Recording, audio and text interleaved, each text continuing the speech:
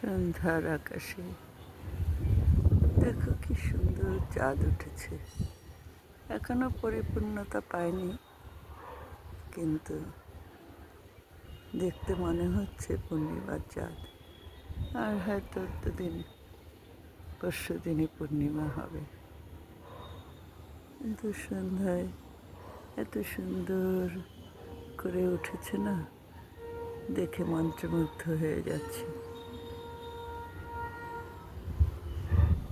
শাঁখের আওয়াজ, ঘণ্টার ধ্বনি বাজবে। ভগবান, কত মায়াময়, কত সুন্দর তুমি।